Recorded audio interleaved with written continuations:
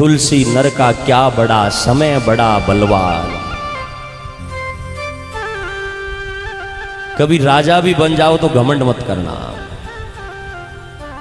कभी चढ़ने के लिए गाड़ी चलिए पास में हो और कोई गरीब पैदल चल रहा हो तो हंसी मत उड़ाना, क्योंकि कब गाड़ी से नीचे उतरना पड़ जाए कोई भरोसा नहीं।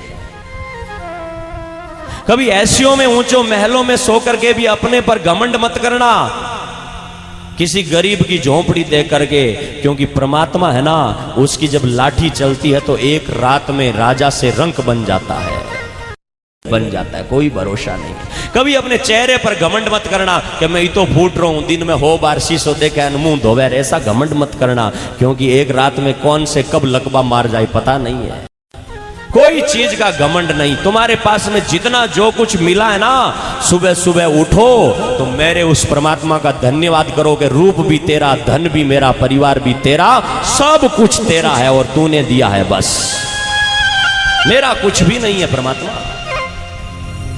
कोई घमंड ना हो। वो राजा जिनके आगे नौकर चाकर सेवक यूं यूं आंखें टेढ़ी हो जाती तो जी हुक्म साहेब, जी हुक्म खड़े थे। आज वो राजा नंगे पांव चल रहा है, पैरों में कांटे गड़ रहे हैं, रो रहे हैं, आंखों में आंसू है, और तारा देवी पीछे पीछे चल रही है। कौन तारा देवी? जिनकी दासी जो है वो हमेशा हाथ जोड़ करके खड़ी रहती है, अपने पलंग से नीचे पैर रखे तो भी हथेली तैयार है महाराज। ऐसी रानी आज शेर शेर सोनो पहरती, मोतीड़ा मरती भार, घड़ी एक झोलो बाजियो घर घररी। क्या बजा?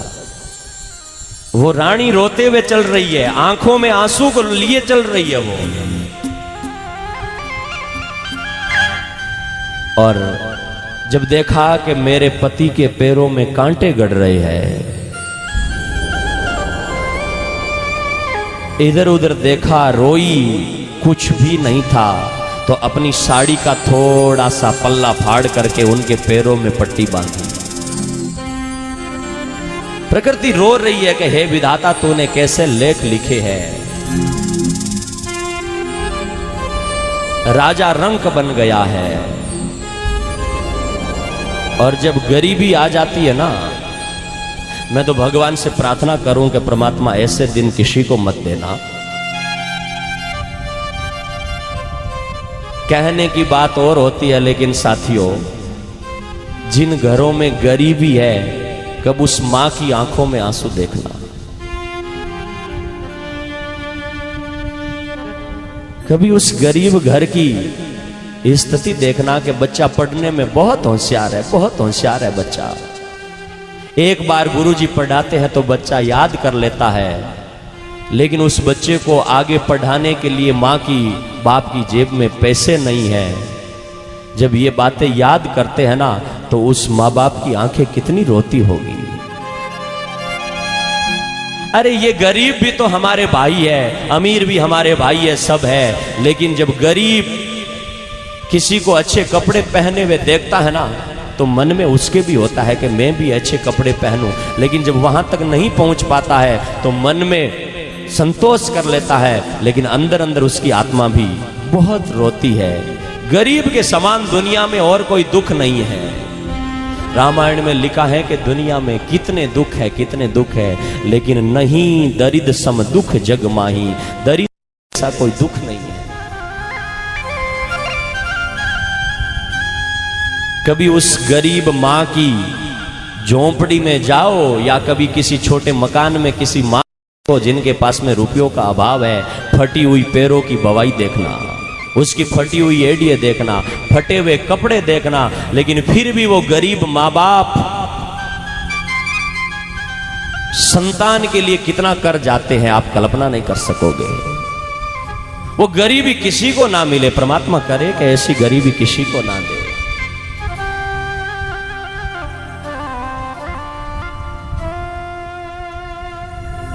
गरीब बाहर बाहर से कई बार हंस भी लेता है, लेकिन अंदर से बहुत टूटा हुआ होता है कई बार।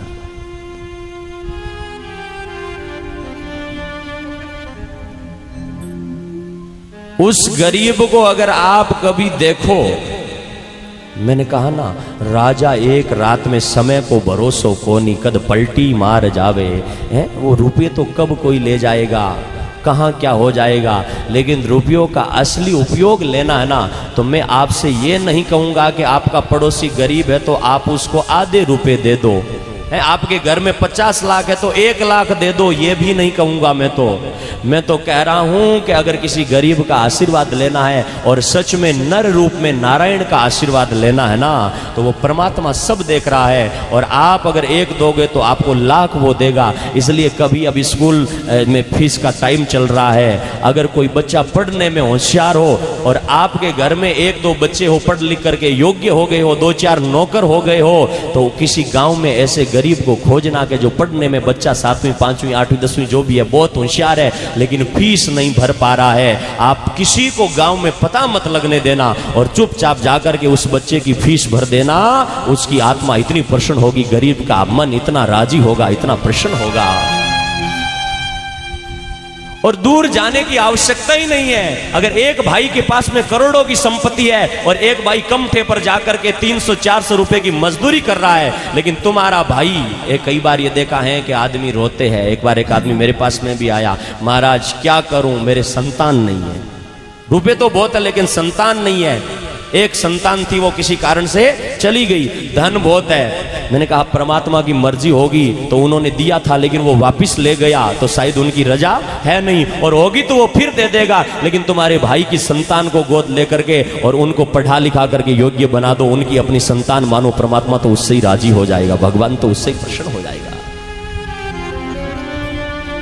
बिना बताए अब गर्मी का टाइम है, अगर मानवता धर्म का पालन करना चाहते हो, अगर क्या मुक्ति का धर्म और कहां पहुंचोगे, कितनी ऊंची बातें हैं। प्रैक्टिकल में जो धर्म होता है ना, उस धर्म की होड़ कोई कर नहीं सकता है। प्रैक्टिकल में सड़क सड़क जा रहे हो, गली गली जा रहे हो, बसों में आ रहे हो, गांव में, तो कई गरीब परिवार आपको ऐसे दिखते होंगे जिनके बच्चों के पैरों में पहनने के लिए चप्पल भी नहीं है। मेरे प्यारे श्रोताओं, ज्यादा करोड़ों रुपए भलाई मत देना, लेकिन उन बच्चों के पैरों में 100 रुपए की चप्पल लेकर के पहना देना और फिर उसके चेहरे पर हंसी देखना, समझोगे कि जीवन में बहुत बड़ी कमाई करनी है।